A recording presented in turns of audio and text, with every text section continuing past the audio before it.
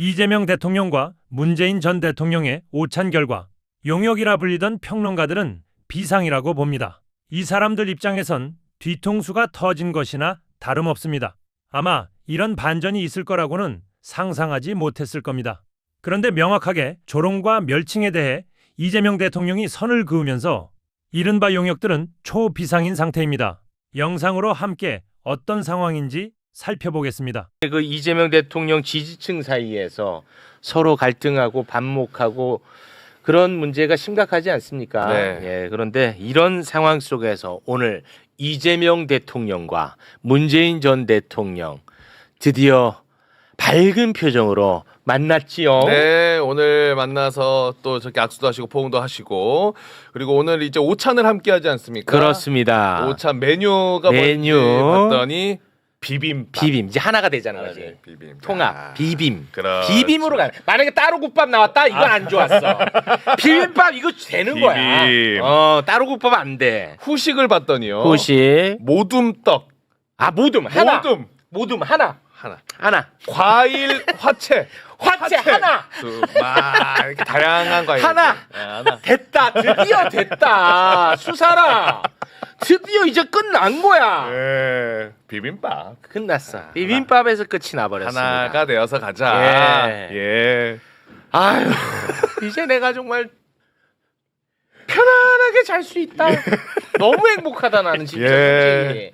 너무 행복해. 오늘 저녁 우리 다 같이 비빔밥으로. 비빔밥으로 가겠습니다. 따로 국밥 먹는 자.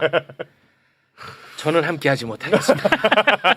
너무 행복합니다. 예. 네. 비빔밥, 비빔밥이야. 비빔국수, 비빔국수. 네, 요런 거 제가 아주 좋아합니다. 아, 주로 비벼 먹는 거 굉장히 좋아해요. 고맙습니다. 이제 뭐 사실 끝난 거예요. 그렇습니다. 예. 네. 이제는 하나입니다. 네. 예. 됐죠? 그럼요. 아, 네. 대단히 고맙습니다. 자, 그리고 이분은 진짜 오랜만이야. 뭐 거의 한두 달 만에 그러니까요. 뵙는 것 같습니다. 최강욱 변호사 박수로 모십니다. 네. 와, 진짜 오랜만이네요. 아, 진짜 오랜만에 뵙네. 와. 우리가 없는 사이에 매불쇼도 이상한 소문들이 많고 네. 저를 둘러싸고도 최욱하고 김어준하고 따로 유럽에서 만나가지고 모종의 음모를 꾸미고 있다. 아, 제 이름은 없는데 넣은 거 아니죠? 아니요. 아니야. 내가 그 문자도 많이 받았어요. 뭐 하는 짓이냐. 네. 참. 저는 사적으로 김어준 씨를 만난 적이 없습니다. 네. 지나가다가 한 3, 4년 전에 여기서 이제 녹음하는 게 있잖아. 녹음하는 거 여기 있죠. 지나가다가 그렇죠. 한번 본 적이 있어. 마주친 적 있어. 지나가다가 3, 4년 전에 네, 딱 한 번 그때 지나가다가 네. 나한테 너무 팬이라고. 어? 네, 아이고 그렇습니다. 재밌는 세상이에요. 네. 아, 그리고 뭐 매불쇼 관련해 가지고 제가 가짜 뉴스라고 숱하게 말씀을 드리는데도 아직도 지금 그 얘기를 하는 분들이 있는데 새로운 버전 업이 형성이 돼서 막 돌아다니고 그래요? 있습니다. 뭐예요, 네, 또? 네. 네, 아니 또 뭐 가짜 뉴스인데 뭐 그걸 근데 굳이. 저는 솔직히 네. 저와 관련되는 가짜 뉴스면 그냥 제가 감수하고 아마 얘기도 안 꺼냈을 거예요. 그렇죠. 그런데 관련해서 제가 자꾸만 말씀드리지만 그 피해 보시는 분이 계세요. 함께 그만둔 두 분이 그만뒀어요. 근데 네. 그분 중에 한 분이 지금 너무 힘들어요. 이 가짜 뉴스 때문에. 아우, 이제 좀 그만했으면 좋겠거든 나는. 그러니까 내가 막 쓰레기고 막 나는 정말 천하에 있어서는 안 되는 사람이고 했으면, 그러니까 요거에서 멈춘다. 아마 난 거론도 안 했을 거야. 근데 이제는 뭐 또 그러니까 유시민 작가 출연 문제로 나랑 작가가 갈등을 빚다가 작가가 동시다발적으로 그만뒀다는 거였잖아요. 그렇죠. 근데 이제는 얘기가 나도 모를 수 있다고 하더라고. 나랑 갈등을 빚었다며. 아, 왜 그래 이제 그만. 난 진짜 나는 그래서 그렇게 가짜 뉴스로 방송하지만 난 비난하지 않겠다고 했잖아. 그런데 누군가가 지금 피해를 보고 있으니까 내가 그것 때문에 바로 잡은 거야. 그것 때문에 여기까지만 하겠습니다. 좀 너저분하니까. 네. 아, 근데 이거를 그렇게 얘기를 해도 왜 이렇게 이 간단한 게 왜 해소가 안 되지? 비빔밥. 비빔밥으로 갑니다. 비빔밥으로 가겠습니다. 네, 예. 비빔밥으로 가도록 하겠습니다. 자, 그리고 오늘 이제 지금 스포츠계가 굉장히 또 시끄럽지 않습니까? 맞아요. 네, 사실 이렇게 힘들 때 스포츠로 사실은 하나가 돼야 되거든. 네. 근데 이 스포츠 때문에 오히려 좀 지금 저희가 스트레스를 좀 받고 있는 그런 상황입니다. 역설적으로 좀 하나가 된 아, 분노로 하나가 되긴 근데 하나가 됐잖아. 기분 좋은 근데 하나가 돼야 되는데. 이제 하나가 됐을 때 이때 바로 잡아야 돼. 맞아요, 맞아요. 요 지금 에너지가 모아져 있을 때 바로 잡아야 된다고. 네. 그러니까 리박스쿨 문제보다 지금 그게 더 중요한가? 이런 생각을 그러니까. 정말 많이 합니다. 진짜 가슴 아픈 얘기지만 아침에 일어나면 하는 게 자기 이름 검색하는 거거든. 그래서 자기 이름 검색하면 이런 얘기 안 나오거든. 그거는 그래도 좀 아이, 정말. 귀엽네요. 그래서 제가 이게 오늘 다 말씀드리긴 어렵지만 어떤 방식으로 우리의 내부의 붕괴를 유도하는가 요거에 대한 걸 사례를 하나 좀 보여드리겠습니다. 좋아. 10번 사진으로 가볼게요. 황희도 귀해. 진짜 얘가 키가 작은데 귀해. 7월 7일부터 큰일 납니다. 허위사실. 예, 예. 지금 보시면은 이재명은 합니다 갤러리라고 돼 있고 밑에 더불어민주당 비대위 갤러리라고 돼 있죠. DC네요. 예, DC 인사이드인데 같은 IP입니다. 같은 IP가 저보고 황희두가 1배다. 이 얘기를 지금 하고 있죠. DC 인사이드 문제를 제가 주기적으로 말씀드렸지만 IP를 우회해서 저렇게 접속을 한다는 거를 이미 다들 학습해가지고 거기서 온갖 이상한 얘기들이 막 쏟아집니다. 꼭 정치 사안뿐만 아니라 온갖 혐오가 여기서 쏟아져요. 그래서 DC 인사이드의 로그인제를 해야 된다라고 계속 얘기를 했던 거고 특히 여기는 갤러리를 그냥 팔 수가 있습니다. 뭐 최욱 갤러리 하나 만들 수가 있어요. 근데 예를 들어서 볼게요. 제가 최욱 갤러리를 팝니다. 그리고 최욱 MC님을 제외한 나머지 사람들을 막 욕을 하기 시작해요. 그럼 팬들은 모이겠죠. 근데 알고 보니까 최욱을 붕괴시키기 위한 작전이었다면 고립되는 거예요. 그렇게 나를 응원해 주는 것 같지만 그렇게 팔다리 잘리는 겁니다. 야 곽수산이가 가서 딴 얘기하던데 하고 거기 욕을 하면 최욱 팬분들 입장에선 뭐야 쟤 머리 크더니 뭐 이렇게 되는 거죠. 그리고 곽수산 걷어내. 예. 그리고 곽수사님 쪽엔 가서는 야 최욱이 이렇게 반응하던데. 그럼 둘이 그냥 아무 문제가 없어도 그렇게 벌어지기 시작하는 겁니다. 맞아. 말에는 힘이 있거든. 예. 맞아요. 그래서 이게 심지어 11번 사진을 보여드리면 지금 저를 욕한다고 이런 좀 반민주당 정서인 커뮤니티에 팍 퍼집니다. 중계가 돼요. 야 황희도 이렇게 욕먹어. 자기네 갤러리에서도 이렇게 예. 욕먹고 있다고. 예예. 야 지금 자기들 편한테도 욕먹어. 이런 게 몇 번 이렇게 핑퐁을 하면 우리 국민들 인식이 어떻게 되겠습니까? 황희도 그냥 욕먹는구나. 그렇지. 야 뭐 지지자들한테도 욕먹는구나. 이것만 남는 거죠. 그것만 남아. 맞습니다. 그러면은 황희두를 비판하는 게 세상에서 제일 쉬워져요. 그렇죠. 그렇게 맞습니다. 되면 근거 있는 비판이 돼. 예. 심지어. 예.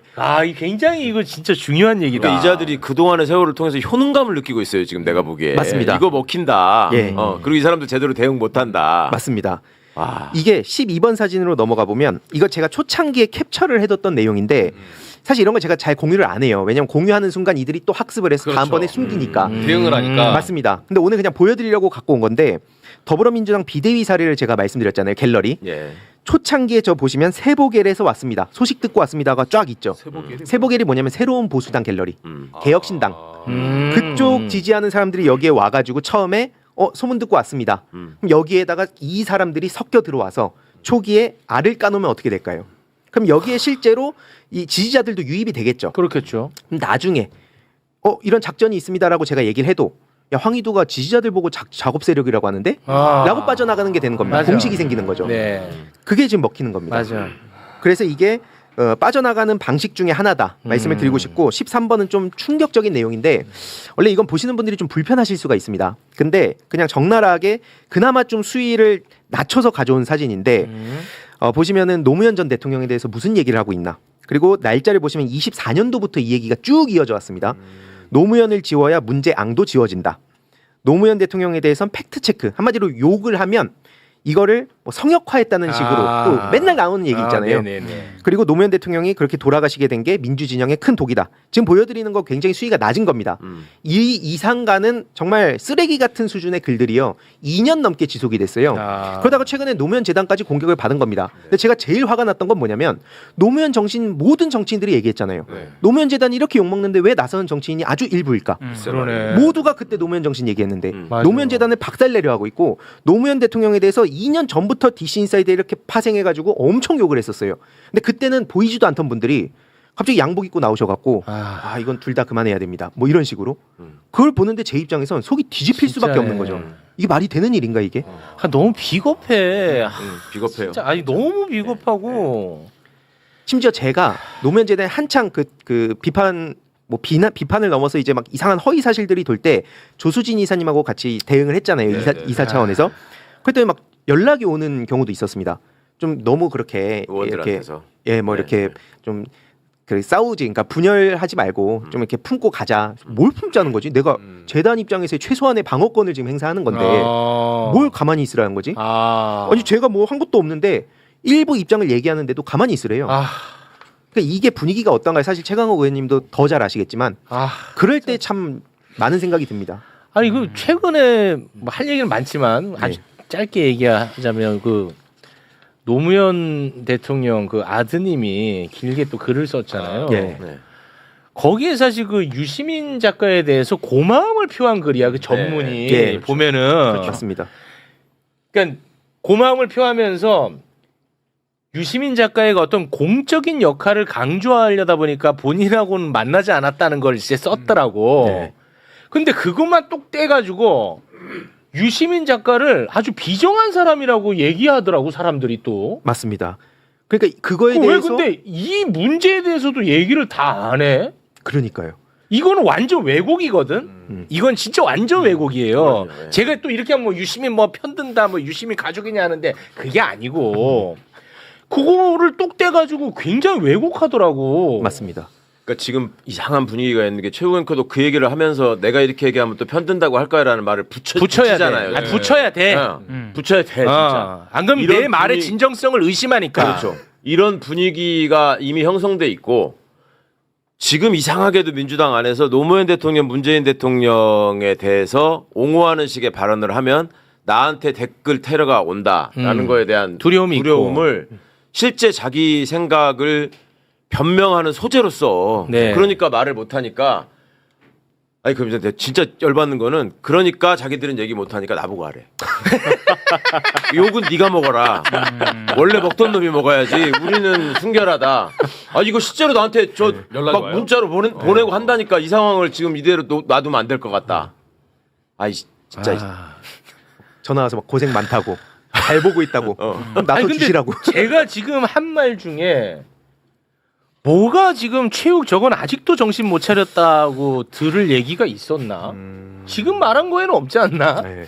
그러니까 그냥 그렇게 하는 거예요. 맞아요. 그러니까 뭐라고 실제로 얘기하든. 맞습니다. 이게 아까 이 분량이 너무 길어질 것 같아서 오늘 다 가져오진 않았지만 핵심은요.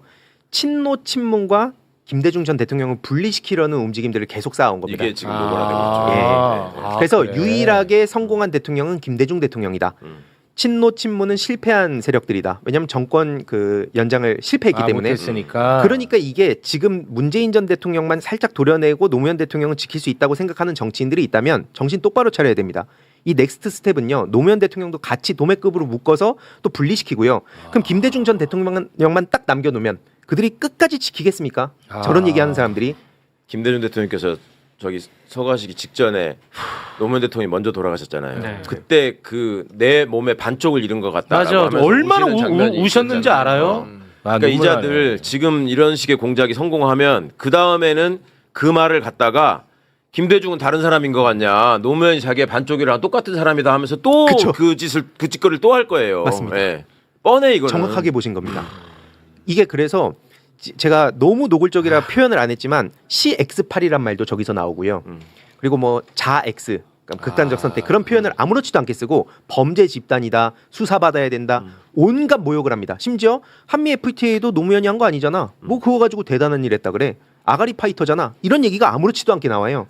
이거에 대해서 문제 제기하면 근데 무슨 뭐 지금 정부에 반대를 하는 것처럼 또 몰아갑니다. 이게 그래서 14번 사진을 제가 보여드리려고 하는 게 이게 단순히 국내에서 아무나 막 아마추어들이 막 이런 식으로 하는 거라고 생각하는 경우가 있는데 이게 해외에서는 공작의 그 프로세스가 있습니다. 이 14번 사진을 보여드리면 이게 정치권에만 해당되는 건 아닙니다. 실제로 러시아의 정보 공작 사례를 토대로 제가 설명을 드리는 건 한국에는 이 연구가 많이 부족해요. 일단 1단계로 표적을 설정합니다. 정치인뿐만 아니라 누구든 설정을 해요. 네. 그다음에 2단계로 약점을 찾습니다. 그 약점이 없는 걸 만들어낼 수도 있는데 기존에 가진 편견 이런 거를 슬쩍 섞는 거죠. 그리고 누구나 존재할 테고. 맞습니다. 그렇죠? 네. 그러면 세 번째로 가짜 증거를 만들기 시작하고 4번, 5번이 핵심인데요. 출처 세탁. 아까 제가 앞에 쭉 보여드렸던 게 출처 세탁 과정이죠. 몇 번 쿠션 돌다 보면 그게 갑자기 진실이 돼버리는. 그래서 5단계 요게 조직적으로 증폭시키는 게 요즘으로 치면 쇼츠 공장, 커뮤니티, 뭐 단톡방, 사방에서 이런 얘기를 하면 여기 이제 뭐 정치인이나 평론가들까지 똑같은 얘기를 하면 이게 좀 진짠가 보다 이렇게 생각하게 되죠. 그럼 6번으로 어떻게 되냐면 감정을 자극하게 됩니다. 내가 믿었던 누구가 알고 보니까 그런 사람이 아니었구나. 배신감을 느껴요. 감정적으로 영향을 줍니다. 그러면 그때 7번 주류와 언론이나 정치인들도 물죠. 의혹 제기, 어떤 거 논란. 보통의 일반 국민들은 7번 단계에서 접하게 됩니다. 그러니까 이제 저 같은 사람들이 이런 게 있습니다 얘기해도 너 음모론자야? 너 너무 과몰입했어. 너 유시민 따까리라 그래. 이런 얘기를 하는 거예요. 맞아. 커뮤니티만 너무 봐서 그런 거 아니야? 막 이런 식으로. 맞습니다. 그래서 제가 유시민한테 뇌를 의탁했어. 맞습니다. 뭐 이런 거. 맞습니다. 그러니까 이게 앞 단계의 이 증거들을 갖고 있어도 이걸 바로 제가 까지 않는 이유가 이 상황에 맞춰서 이런 걸 공개하는 거다. 좀 말씀을 드리고 싶고 이게 계속 돌고 있다 보시면 됩니다. 이 프로세스가. 네. 이게 그러니까 저는 유시민 작가를 비판해도 된다고 생각해요. 그리고 당연하죠. 세상에. 비판할 지점도 있지. 그리고 사람마다 평가와 판단은 다 다르니까. 근데 범죄자처럼 다루지 말라는 거야 나는. 아니 유시민이 일단 공직자도 아니고 네. 내란범도 아니고 범죄자도 아니잖아. 그런데 지금 비판의 수준이 그 정도잖아 지금. 네. 맞잖아. 맞습니다. 그러니까 나는 그게 문제라는 거야. 그러니까 비판이랍시고 하는 게 유시민 조국이 나쁜 놈이다라고 하면서 내세우는 근거가 조국은 윤석열이가 만든 사건을 가지고 와서 비판을 하고 유시민은 전두환이가 만든 사건을 갖고 와서 비판을 해. 여기 다 나오지 않냐. 이 나쁜 놈들이야 진짜. 심지어 이해창 고문님하고 유시민 작가님을 또 갈라칩니다. 이해창 고문님이 돌아가시게 된 것도 유시민 작가님이 뭐 그 밀고해서 그렇다고 아까 말씀하신 전두환 녹화 사업 얘기하면서 이게 저희가 보면 황당하잖아요. 근데 그게 실제로 먹히는 겁니다. 이런 물량 공세를 퍼부으면 이게 상당히 심각한 상황이다.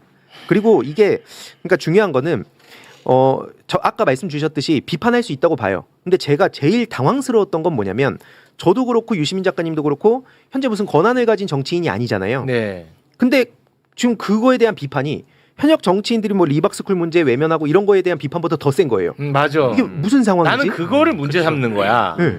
예를 들어서 지금 이재명 대통령도 계속해서 혐오하지 말라는 것을 강조하잖아요. 네. 그렇지 않습니까? 그런데 최근에 또 민주당 내 국회의원이야. 윤석열에 빗대서 문재인 전 대통령을 조롱했잖아. 네. 네. 맞잖아요. 문어게임. 네. 문어게인이라고. 근데 그거에 대해서는 유시민 작가를 비판하는 수준으로 아무도 비판하지 않아. 그러니까 언론도 조용하잖아요. 언론도 조용하고 네. 나는 이거를 문제 삼는 거지. 그렇죠. 누가 유시민을 비판하지 말라고 했어. 유시민 비판하라고. 너만 오면 나는 스트레스를 받아. 그러니까 저도 참 이상하게 생각되는 심지어 나는 이런 얘기 하면서도 문어게인이라고 한 사람 이름도 난 얘기를 못해. 왜냐? 또 내가 그렇게 얘기하면 또 마치 또 내가 갈등을 부추기는 것 같은 또 죄책감이 들어. 나는 또 그런 내 자신도 틀린 겁니다. 사실은. 그렇게 얘기하면 댓글 달리자 봐라 최욱 반명이다. 왜? 반명은 왜 들어가? 대통령이 픽한 사람을 비판하는 확실한 그거는 반명이야, 대통령을 모욕하는 얘기예요. 그러니까 백날 얘기해봤자 당신 반명이야. 그렇게 얘기하니까. 아 진짜 그렇게는 얘기하지 마세요. 그거는 그러니까 이런 진짜 사람들이 대통령 정말 얼굴에 심각합니다, 먹칠하는 지금. 거잖아. 대통령 얼굴에 먹칠한다. 나는 분명히 선언할게요. 모두가 다 이재명 정부를 비난하더라도 난 끝까지 갑니다. 저는 선언하고 갈게요. 이렇게 얘기하면 나는 이제 KBS는 못하는 거야. 나는 끝까지 응원한다. 난 끝까지 가. 왜냐하면 그렇게 되어 있잖아. 얼마나 어렵게 정권을 가져왔습니까? 그럼요. 그리고 이 시기가 얼마나 중요합니까? 나 끝까지 갑니다. 이 선언하고 갈게 그러면. 됐지? 그래 봤자 반명이 돼. 가짜야? 제가 하나만 말씀드리고 싶은 게 지금 10대들 초중고들 계속 만나고 제가 정치 방송 거의 다 그만뒀거든요. 학교 현장 많이 다니는 이유가 뭐냐면 이미 10대들 사이에서도 멸칭 아마 잘 아시겠지만 한 글자 멸칭 뭐 드럼통 이런 게 그냥 문화로 깔려 있습니다. 아까 저희가 보셨던 것들 이미 지금 현직 대통령께도 그게 퍼져 있어요. 그럼 제가 정치인들이 무슨 얘기를 합니까? 맨날 그냥 입만 열면 이재명 정부 성공시키겠다. 대통령 지키겠다. 그거 제가 지난번에 그 공천관리위원 할 때 문재인 대통령한테 했던 얘기랑 똑같더라고요. 소개할 때 진짜로? 맨날 다 그랬어요. 들어오자마자 내가 문재인 정부 성공시키고 내가 무슨 그래? 직함 달았었고 문재인 대통령 어. 지킨다. 네, 끝까지 근데 지키겠다. 그렇게 했던 사람들은 지난 총선에서 다 날아가지 않았을까? 아니야. 아니야? 아직도 많이 남아 있어요. 남아 있어요? 많이 요건 남아 확실하게 하셔야 돼요. 그래서 제가 7월 말까지 지금 저 문재인 대통령 비하 발언 이런 거에 대해서 입장 내지 않으면 이 사람들 공개해야 된다라고 얘기했잖아요. 공개적으로. 예전에 21대 선거 같이 치를 때 문재인 대통령 사진 올려놓고 한 번이라도 더 저기 하려고 그 난리 쳤던 사람들이 지금 한마디를 안 해. 문어개인에 대해서도 한마디도 안 해요? 한마디도 안 하죠. 이런 정말 아유 내가 그래? 근데 이 문제를 그러면 어떻게 해결할 것인가? 정치인으로서 가만히 있으면 안 되잖아요. 당장 뭐 법과 제도를 만든다고 해도 이미 퍼진 걸 어떻게 할 수 없다는 건 인정하지만 그럼에도 불구하고 뭐 하려고 배지를 단 거 아닙니까? 그럼 리박스쿨이라도 저는 빨리 잡아야 된다. 그래야 다른 걸 더 중요한 문제야. 디테일하게 파고 갈 수 있으니까. 중요한 문제라고. 근데 그 리박스쿨 얘기도 지금 안 나오는 안 거죠. 나오잖아. 그게 너무 화가 나는 겁니다. 네. 특히 역사 전공한 분들은 뭐 하는 겁니까 도대체? 그래놓고 나중에 가가지고 무슨 사건 터지면 제일 앞장서 갖고 비장하게 목소리 높이는 걸 볼 때마다 속이 뒤집혀요 제가. 이게 장난치는 건가 지금? 그러니까 민주당 전 의원들도 좀 비겁하다고 생각을 하고요. 왜냐하면 유시민 작가와 관련해 가지고는 굉장히 쉽게 발언을 되게 쉽게 제일 쉬워 지금. 많이 하시더라고요. 유심히 씹는 게 제일 쉬워. 네. 근데 이제 최욱 앵커는 아까 말씀을 못 하셨지만 이현주 최고위원이 문 어게인 이렇게 얘기를 했을 때 그거를 비판하는 저는 국회의원은 민주당 국회의원은 아직까지는 제가 공식적으로 알아. 없다니까. 접한 적이 최민희 의원 없어요. 한 분. 최민희 SNS 에 하나 최민희 올렸는데 의원은 뭔 소리냐. 내가 볼 때는 이현주 의원을 그냥 인간적으로 싫어하는 겁니다. 아니 그래서 예전에 우리가 그 흔히 말해서 저 기득권 언론, 기성 언론들 얘기할 때 기울어진 운동장 얘기 많이 했잖아요. 저는 유튜브 채널의 어떤 그런 담론 시장에서도 너무나도 그 기성 언론들보다 더 기울어져 있는 것 같아요. 네. 아 근데 황 이사님 그 학생들한테 가서 강연을 하면은 네. 질문 황당한 거 하는 거 없어요? 그러니까 딱 손 들고 나서 그 저기 친노라서 그런 소리 하는 거죠? 아, 좌파죠? 실제로 뭐 이렇게 이런 식으로. 그런 질문 시간에 하면은 다행이다 싶은 게 뭐냐면 앞에 이렇게 대기하고 있잖아요. 네. 그럼 학생들이 우르르 뛰어 들어가지 네, 않습니까? 네, 네. 가면서 야 노무현이래요. 왜냐면 화면에 노무현재단 이사로 이렇게 띄어져 있습니다. 제 학교에서 정치 교육은 거의 하지 않습니다. 근데 그냥 노무현재단 이사니까 야 노무현 하면서 들어가요. 남학생들이 우르르 들어가는데 무섭다. 심각한 건 뭐냐면 몇 년 전에는 이제 남학생들 일부를 중심으로 이런 게 퍼졌다면 지금 여학생들도 거기서 같이 반응해요. 그러다 지나가다가 뭐 노자 반응 나온다. 그러면 일각에서 이미 키득합니다. 이미 이 상황까지 온 거예요. 무서워 나는. 그러니까 제대로 알기 위해서가 아니라 그냥 재미가 재미가 돼버린 거야. 예. 그냥 그 조롱의 대상으로 돼버렸다고. 근데 그게 반복되고 시간이 켜켜이 쌓이면 그렇게 돼버리는 겁니다. 이 굉장히 무서운. 박 기자님 아까 말씀하신 한 2, 3년 전부터 이런 네. 현상이 생겼다라고 하는 네. 게 그 더그아웃에서 네네. 그러니까 이런 어떤 정치 사회적인 함의를 갖는 얘기를 가지고 상대를 비난하는 걸로 하는 게 생겼다는 말씀이에요? 그 제가 지금 듣고 보니까 정치계와 스포츠계가 공통점이 있네요. 정치인과 스포츠인들 둘의 공통점은 불이익은 참아도 불이익은 참지 못하거든요. 불이익. 예, 불이익. 이게 공통점인데 제가 미국에 이제 다큐멘터리 찍으러 가거나 일본에 갔을 때 미국과 일본, 한국이 좀 다른 점이 있습니다. 이 조롱이라든가 뭐 이런 움직임에 대해서 미국은 성소수자라든가 예.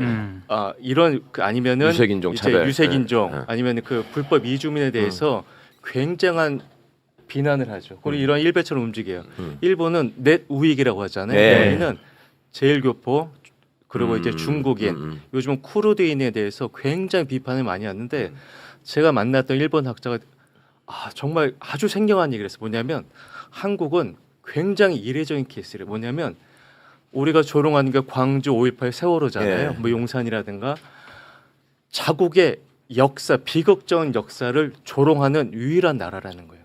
자국의 비극적 역사를 조롱하는 유일한 나라. 아 진짜로요? 근데 거기서 우리가 출발점을 그렇지. 찾아야 돼요. 그렇다면 네. 미친 거네. 우리가 역사를 돌아봐야 돼요. 네, 네. 아까 말씀하신 것처럼 역사 교육이 잘못됐던 걸 인정해야 됩니다. 음. 잘 생각해 보세요. 미국, 유럽, 일본 자국민의 비난을 자국의 이런 역사적 비극을 조롱하지 않아요. 그러네. 너무 대한민국 당연하네. 그렇게 됩니다. 음. 그렇다면 우리가 여기서부터 출발점을 찾아야 되지 않을까. 네, 그리고 정치권 제가 어제 통화했던 친구 중에 한 명 뭐냐면 민주당 맨날 싸우잖아요. 서로 멸치하고 싸우잖아요. 근데 그렇게 말씀하신 분들이 유튜브 보니까 지금 배제고에 대해서 막 비난을 하시는 거예요. 비판을 하고 자기가 그런 자기 용어를 얘기야. 썼으면서. 예. 네, 이거는 얼굴에 침 뱉기를 넘어서 부끄러워해야 돼요. 네. 어른들이 부끄러워야 돼요. 그러니까 되게 중요한 말씀입니다. 두 분 말씀에 예. 저는 아주 중요한 맥락이 있다고 봐요. 그러니까 우리의 아픈 상처를 그런 경멸과 비난의 소재로 활용하는 이 문화를 누가 만들었느냐라고 하는 것이 황희두 이사의 기본적인 문제 의식이에요. 이게 지네들의 집권을 유지하기 위해서 정부가 나서서 조직적으로 그렇지. 공작을 해서 퍼뜨린 일이다라는 얘기를 지금 10년째 하고 있는 10년째 거예요. 그 얘기를 하는 근데 거야. 정치권이 왜 귀를 기울이지 않느냐 이런 열통이 터지는 거예요. 맞아요. 맞습니다. 그러니까 이 그게 문제를 본질이야. 정말 이 본질적인 문제를 정면으로 맞붙어야 되는 게 정치인들인데 특히 민주당이죠. 그렇죠. 예. 민주당은 그런 거를 해결하기 위한 정당이에요. 그렇습니다. 지지하는 이유가. 네. 근데 그걸 외면한다는 건 정체성의 문제거든요. 맞습니다. 민주당에. 아니 그리고 그 정체성의 문제. 민주당 내에 지금 단 한 명도 빠지지 않고 전부 다 이재명 정부 성공시켜야 되지 않겠냐고 막 화를 내요. 예. 그런데 이재명 정부의 성공에 가장 중요한 게 부동산 정책인데 이 얘기에 대해서 하는 사람이 그것도 없어. 없어. 심지어 반대되는 얘기를 해 또. 오히려 그러니까 이재명 대통령과 반대되는 쪽으로 가잖아. 그러니까 요때는 또 이익과 이익이 충돌하는 거야. 그렇지. 내 이익을 위해서는 이재명 정부 성공을 얘기해야 돼. 그런데 자기 또 지역구의 이익으로 가면 그렇지. 이건 말하기가 반대네. 어려운 거야. 그렇죠. 그러니까 요때는 또 또 딴소리야. 반대 이재명 대통령하고 반대되는 얘기를 해. 근데 그 그러니까 잘 반대되는 보셔야 얘기를 됩니다. 할 때 익명으로 얘기합니다. 되게 웃겨요. 한 민주당 의원은 네. 그렇지. 꼭 그러지. 검찰개혁 관련해서도 마찬가지예요. 네. 한 의원은 이렇게 한 문제가 생겨. 근데 이게 보세요. 상대방의 입장에서 보면 얼마 이용해 먹기 좋아요. 저거 맨 앞에 나서가지고 친명 의원인 것처럼 하는 게 부동산 정책에서 얘기하는 거 봐라. 그거 한마디로 다 자빠지는 거야. 그다음에 저 사람들은 조직적으로 뭘 하냐면 이걸로 끝나는 게 아니라 저자들이 저렇게 하는 이유가 제가 알고 있기로는 이명박이 과거에 효순이 미선이 사건, 네. 그다음에 광우병 촛불 시위, 이때 우리 사회에 촛불 소녀라는 이게 형상이 등장합니다.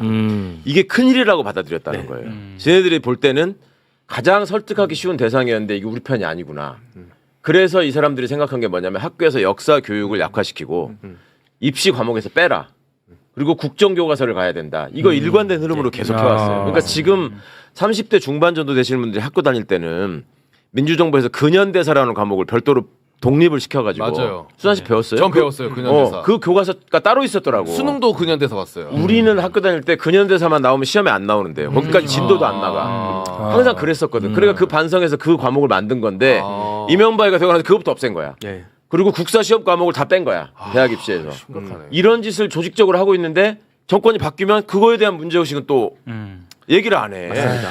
이게 딱 말씀 주셨듯이 그러면서 동시에 종편 만들고 온라인 작업하고 그러니까 이게 굉장히 소름 끼치는 국가 단위의 프로젝트입니다. 그렇죠. 제일 중요한 이렇게 거예요. 얘기하면 언제적 이명박이냐 아직도 그러고 있어요. 그러니까 이거는 저는 그 디지털 문명과 연결지어서 보면 되게 소름 끼치는 게 사실 지금 제가 말씀드린 것도 별거 아닌 겁니다. 왜 그러냐면 AI 시대의 프로파간다 EU의 디스인포랩이라고 그 웨비나를 들어봤는데 그 연구 결과가 뭐냐면 사회적 신호 자체를 조작할 수가 있다는 거예요. 그러니까 우리가 보통 이제 인터넷에 사람이라고 생각하고 서로 소통했잖아요. 싸우더라도 네. AI가 이제 돌아다니는 시대가 온 겁니다. 기술적으로 가능해요. 그리고 그러네. 이미 지난번에 말씀드렸듯이 DC 인사이드에서는 AI 봇을 시범 사업으로 운영한다 그랬고요. 그 시대 오면 이제 감당 안 됩니다, 진짜. 근데 거기까지 가지도 못하고 있어요. 알겠습니다. 자, 시간 관계상 일단 좀 마무리를 지어야 될 것 같습니다. 또 오늘 이 방송으로 매불쇼를 또 반명딱지 붙일까봐 미리 말씀드리겠습니다. 이재명 대통령에게 전 국민이 다 등을 돌려도 마지막 남아있는 한 사람이라면 그게 저입니다. 저는 선언했고요. KBS 안 하겠습니다. 선언하겠습니다. 두 가지. 섭외가 와야 안 하는 거 아닙니까? 이렇게까지 해야 되는 거야. KBS에서는 나 보통 얘기 아니야. 나 좀 우습게 하시네. 아니 하는 김에 대선 불출마 선언까지 해. KBS 안 갑니다. 네, KBS 왜냐하면 이러면 갈 자격이 안 되는 거거든. 왜냐면 언론은 뭐 어느 한쪽을 뭐 지지하겠다 이렇게 가면 안 되잖아요. 특히 공영 방송은. 그렇죠. 예, 그래서 두 가지 같이 아니 선언. 바뀌 우리 대통령님께서 후배한테 먼저 한 말씀 해주시죠. 예, 우선 초대 이렇게 해주셔서 감사드리고요. 퇴임 후에 처음으로 지금 청와대를 방문하게 돼서 아주 감회가 깊습니다.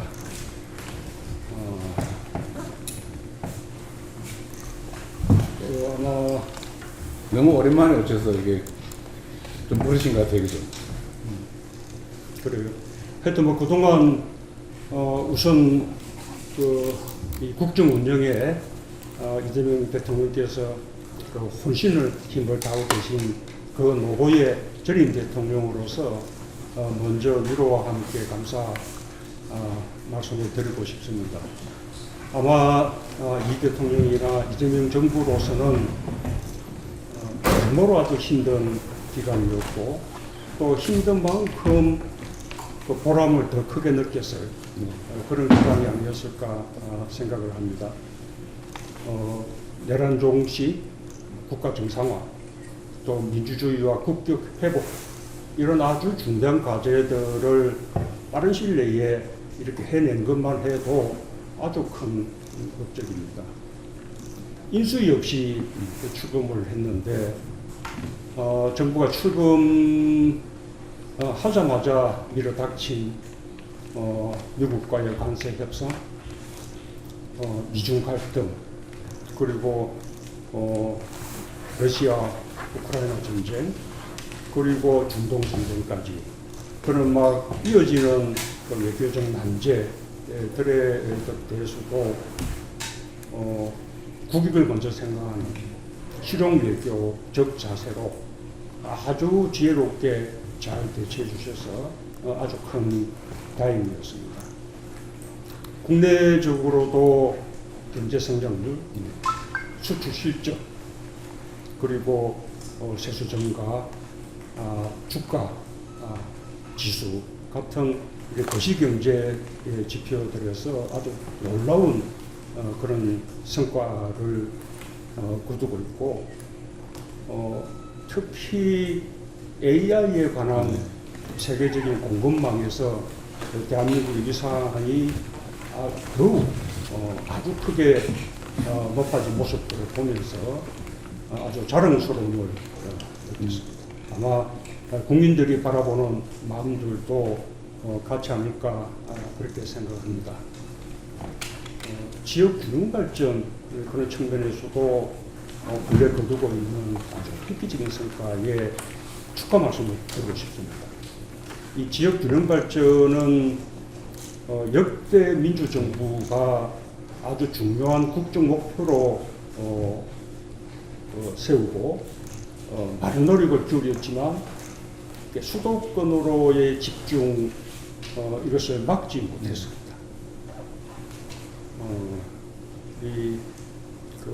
이 대통령께서 이런 지역 균형 발전 정책에 더욱 이제 박차를 하셔서 이번에 메가 프로젝트에 대해서 성운하다고 말을 하는 지역까지 잘 아우러 주시고 지역의 인재들이 일자리 때문에 서울로 수도권으로 이렇게 이제 몰려가는 이런 일이 필요가 없는 그런 나라를 꼭 지키고 만들어 주시기 바랍니다.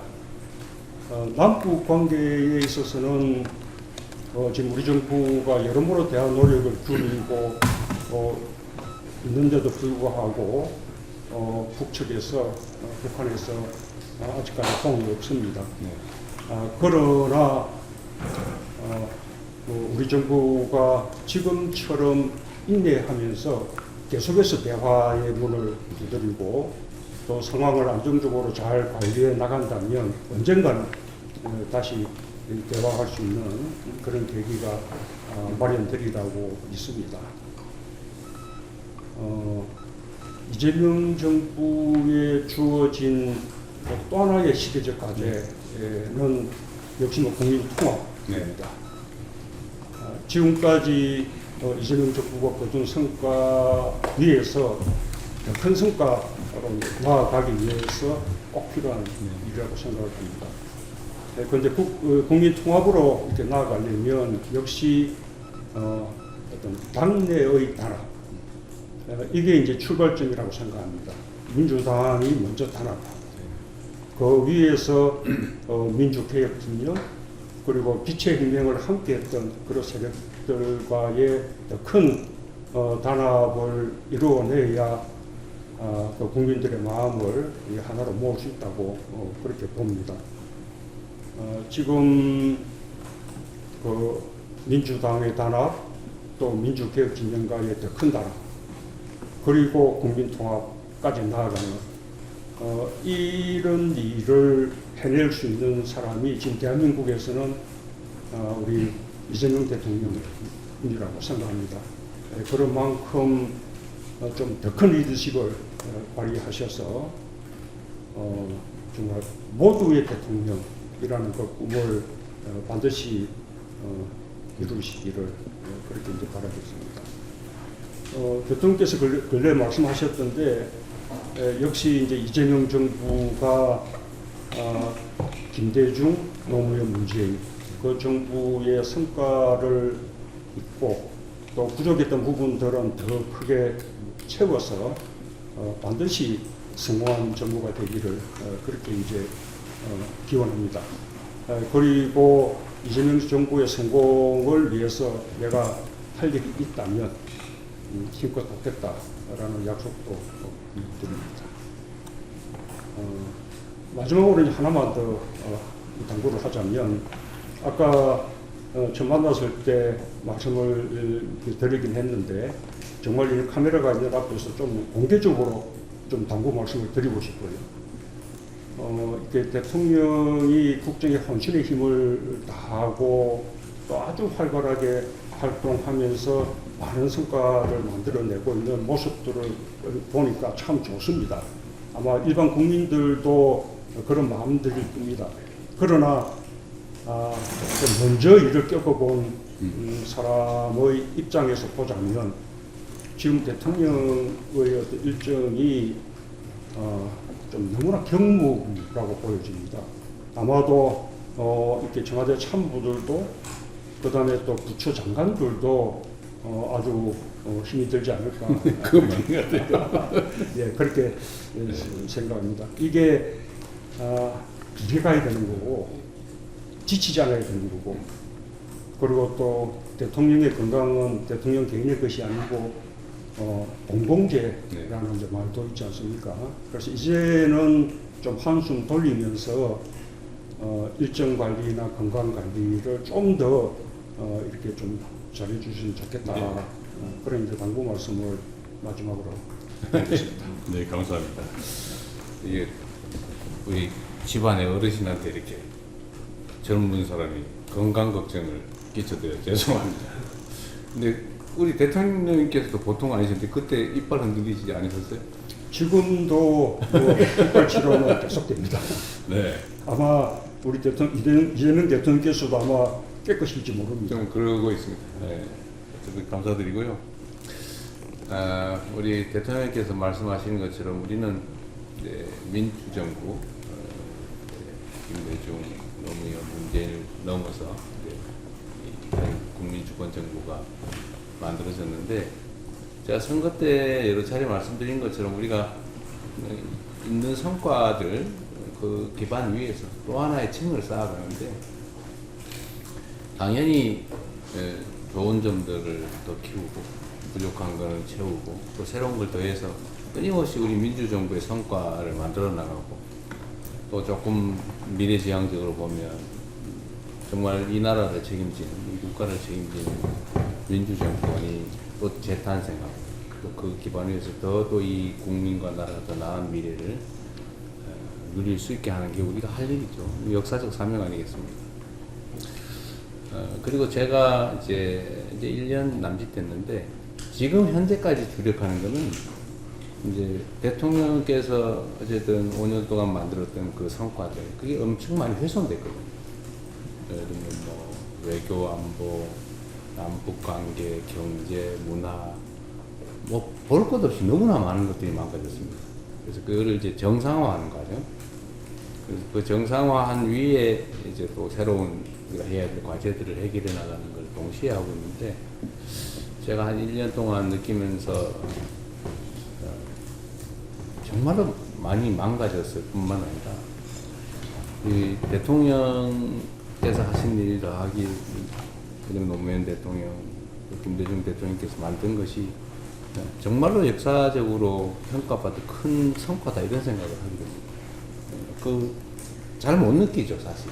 잘 못 느끼긴 하지만 엄청난 성과들을 만들어냈다. 많이 훼손되고 나니까 그게 느껴지는 거죠. 그래서 열심히 복구하려고 노력하고 있고요. 우리 대통령께서 말씀하신 것처럼 사실 우리는 개인 사업을 하거나 뭐 사적인 이유로 일을 하는 게 아닙니까? 근본적으로는 우리가 집권해서 모두를 대표해서 모두를 위한 정치를 또 행정을 해야죠. 또 그러려면 내부의 단합도 매우 중요합니다. 속이 단단해야 되겠죠. 또 끊임없이 외연을 확장하고, 그래서 저는 이제 구조적 다수를 만들기 위해서 노력해야 되고, 또 거기서 끊임없이 성과를 내야 그게 뒷받침되는 거죠. 말로만 안 되지 않습니까? 이 두 가지를 잘 조화롭게 해야 된다고 생각합니다. 자주 이제 조언을 좀 들으면 좋겠다는 마음을 갖고 있고요. 너무 늦어서 죄송합니다. 이게 의외로 이번에 한번 모셔야지 그러다가도 뭐 이게 또 꼬이고 여러 차례 또 우리가 협의도 했지만 앞으로도 제가 자주 말씀을 좀 들었으면 좋겠고요. 그래도 1년 동안 우리 공직자들이 정말 이 흔들려가면서 각 부처에서 열심히 해주고 해서 생각 이상의 성과들이 나오고 있고, 말씀하신 것처럼 그 중에 정말 민주정부의 핵심 과제 중에 하나가 이제 균형 발전이었잖아요. 특히 이제 노무현 대통령, 그다음에 이제 대통령 지역 균형 발전에 정말로 애 많이 쓰셨는데 정말 그 쉽지 않잖아요. 말은 하고 정말 절박하지만 몰리는 어떻게 합니까?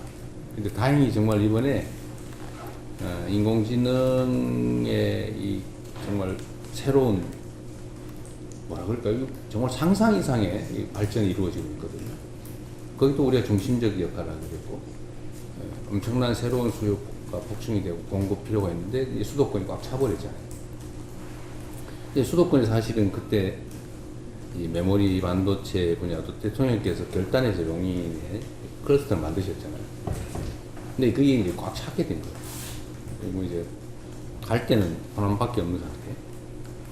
정말 운이 좋은 측면도 있고 또 많이 준비한 결과물인데, 그 성과는 역시 이게 이어져 온 우리 민주정부의 성과가 또 다시 나는 새로운 과실이죠.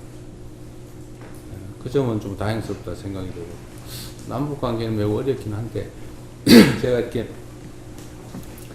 해외의 정상들을 만나면서 느끼는 것이, 또 남북 관계도 이렇게 대면하면서 느낀 게 정말 회복 불가능할 정도로 망가졌다는 생각이 들어요. 이 적대감, 대결 의식이 우리가 한두 해 이렇게 뭐 정성 들이고 입장 바꾸고 해서 해결될 수 없는 상황인 것 같아요.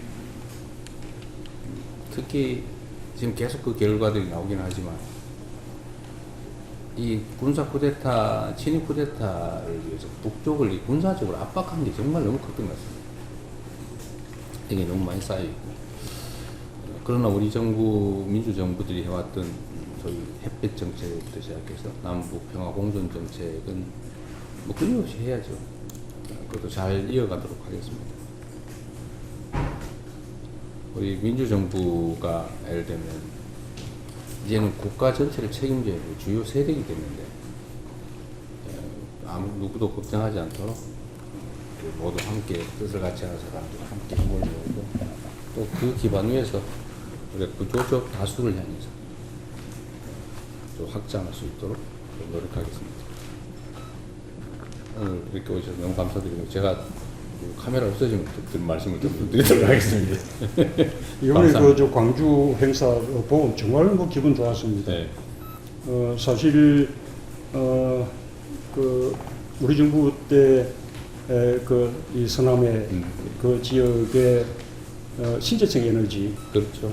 그 풍력 발전하고 태양광 발전 많이 이제 해놓은 것 때문에 가능해진 거예요. 그러게요. 근데 그 시절에는 그쪽에 다른 발전 동력이 없어서 그렇게 간 건데, 그게 지금 뭐 이제 기반이 돼서 아리백 산단이 그쪽으로 가고, 이번에 뭐 대형 반도체 메가 프로젝트가 그로 가고 하는 거 보니까 정말 참 어쨌든 그렇게 잘 이렇게 이끌어 주셔서 감사합니다. 아니 그거는 또 대통령께서 그쪽을 재생에너지 산업을 육성을 좀 해놓은 덕이에요.